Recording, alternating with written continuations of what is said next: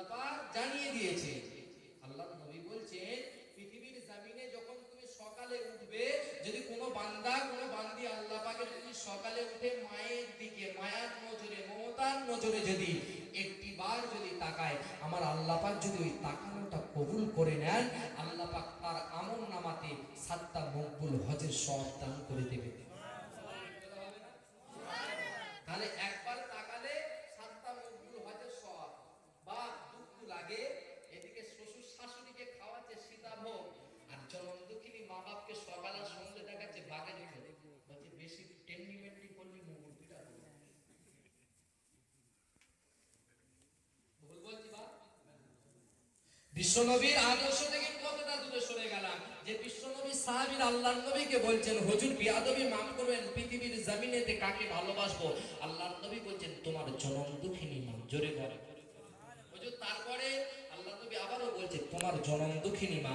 হুজুর তারপরে আল্লাহর নবী আবারও বলছে তোমার জনম দুঃখিনী মা। বিশ্বনবীকে আবার সাহাবারা জিজ্ঞাসা করছেন তারপরে আল্লাহর নবী বলছে তোমার জনমদাতা পিতা। জোরে বলে।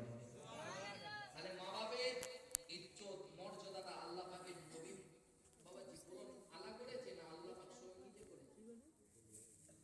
আল্লাহ পাক নিজে বানিয়ে দিয়েছেন। কারণ বাবাজি মাথায় রাখবেন জান্নাতের দরওয়াজা কোথায় বলেন? আচ্ছা জান্নাত কোথায়? মায়ের পায়ের নিচে। ছেলের জন্য জান্নাত, ঠিক কি না? ঠিক। আর ওই জান্নাতের দরওয়াজা কোথায়? আল্লাহর নবী বলছেন আমি হলাম জ্ঞানের শহর, আর এই শহরের দরওয়াজা হচ্ছেন হযরতে আলী। জোরে বলেন সুবহানাল্লাহ। হযরতে আলী এই কথাটা শোনার পরে যে এলান করতে যে বিশ্বনবীর সঙ্গে একবার দেখা করবে, আমি হযরতে আলী আমার সঙ্গে সেই যেন দুবার দেখা করে। কতবার? দুবার। দুবার। মানে বিশ্বনবীর এই কথাটা শোনার পরে যে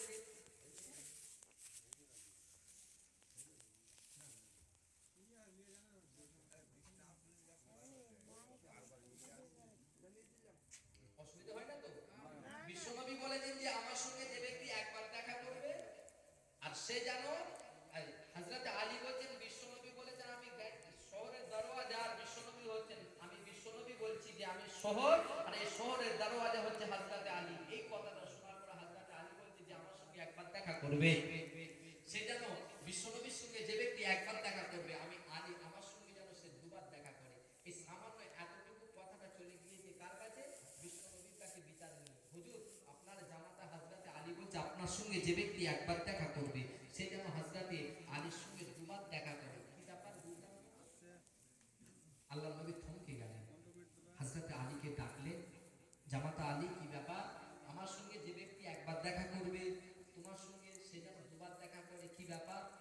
বিশ্বনবী এই কথাটা শোনার পরে হযরতে আলী বলছেন হুজুর আপনি তো বলেছেন আপনি হলেন জ্ঞানের শহর, আর শহরের দরওয়াজা হলো হযরতে আলী।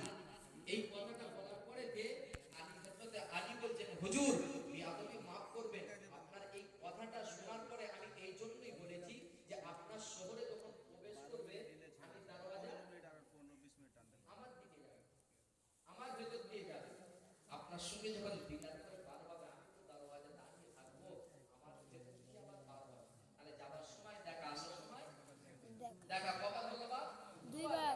তো বাপ হযরতে আলী বলে যে বিশ্বনবীর সঙ্গে একবার দেখা করবে সে যেন আমার সঙ্গে দুবার দেখা করে, সেই হিসেবে বলেছি। মনে করে রাখবেন মা হলেন জান্নাত, আর জান্নাতের দরওয়াজা হলেন পিতা।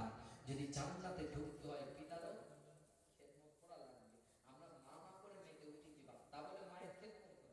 কিছু বক্তা বলে যে মায়ের খেদমত করো পিতার খেদমত করো, তারা বইয়ের কাজগুলো কি করবে? হ্যাঁ ঠিক বলছি না বউ? বিবিরও হক রয়েছে, তার যখন শরীরটা খারাপ হবে, তার যখন জ্বর জ্বালা হবে, অন্তত তার রান্না বান্না হাড়ি বাসনটা আপনাকে করে দেওয়ার এটা হলো আপনার অধিকার, ঠিক কিনা? যে তাকে দাসীর মতন খাটাচ্ছেন আপনার কি হক না তার পাশে একটু গিয়ে একটু সেবা যত্ন করে? এই ভুল বলছি? যে বিশ্বনবী বলছেন, বলেন বিশ্বনবী সাহাবীরা বলতে হুজুর তারপরেও তিনার মা, আজকে সেই মা করি না ভালো।